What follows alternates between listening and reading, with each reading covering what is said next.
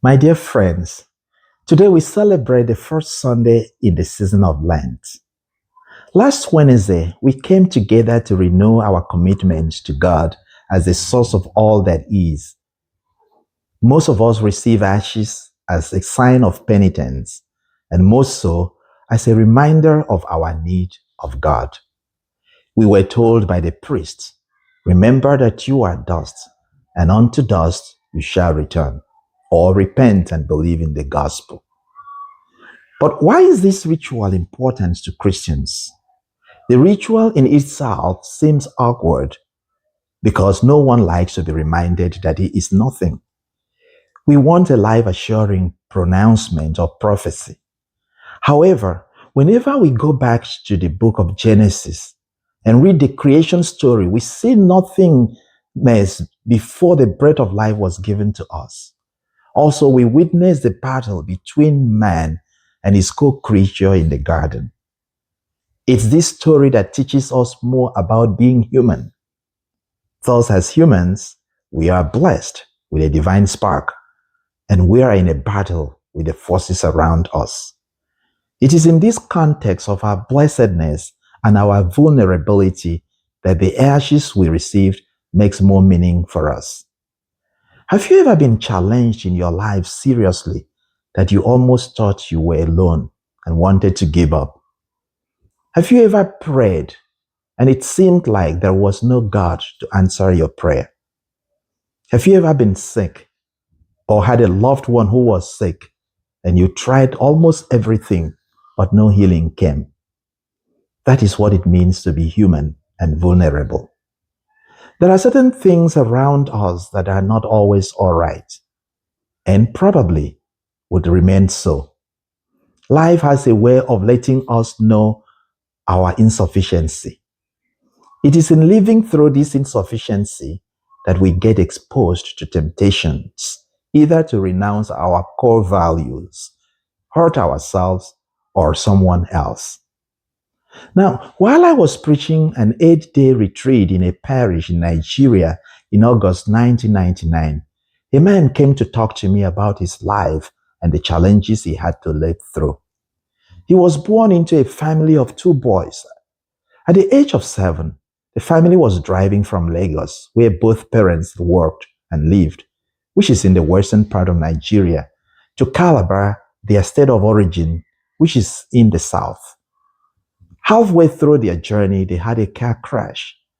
The dad, who drove the car, mom, and his 5-year-old brother all died. He was the only survivor. He watched his entire family perish. After the funeral, he was taken in by his uncle, who trained him through the university. He graduated. He studied civil engineering and was hired in a company where he has worked for 15 years. In this company, he has been betrayed several times by friends in spite of his kindness. Last year, he almost lost his job. Again, he's been married with his wife for the past 11 years, but they have not had any child. As he was saying this, he was crying. He added, "Father Linus, I don't know if there is anything my parents did or any sin I have committed that God is punishing me in this way. Father, I feel like taking my life." He continued to cry.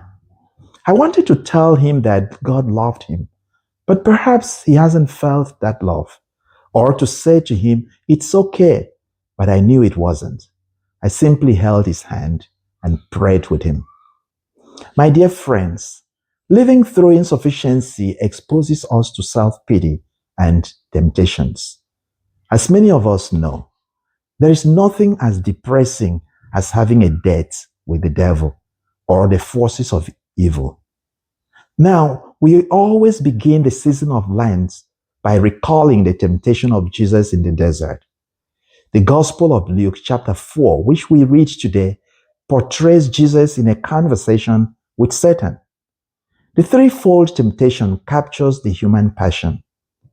And if we recall Eve's encounter with the serpent in the Garden of Eden, we were told that the woman saw that the tree was good for food and pleasing to the eye, and also desirable for gaining wisdom.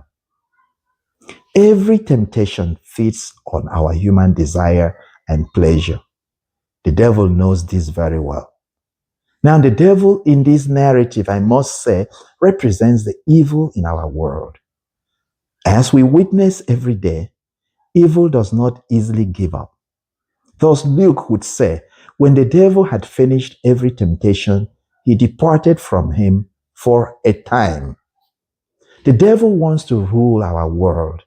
He intends that everybody will come to worship him. Thus, whenever there is insufficiency in our life, he steps in, pointing to the alternative. Where there is a long route, he promises shortcuts. Where there is sickness, quick fix. Where there is a lack, he offers promises, if only we can bow down to him.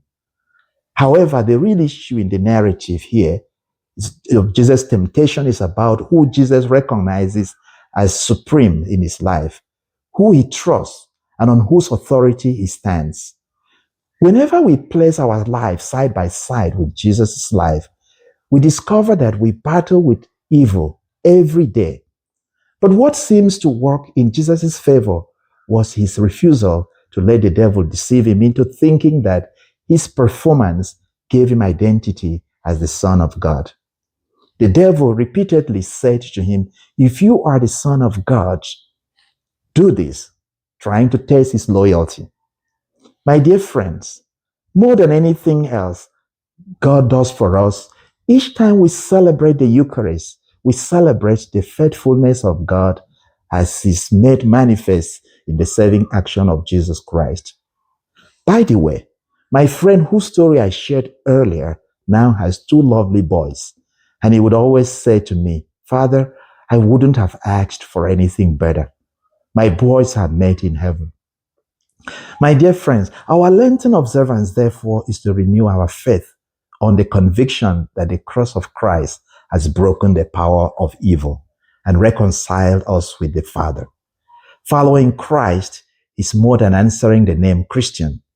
It is about standing with Christ always, saying in the face of evil that he who is in us is greater than he who is in the world. Jesus' mission was to defeat the devil, and so is ours. May God bless you.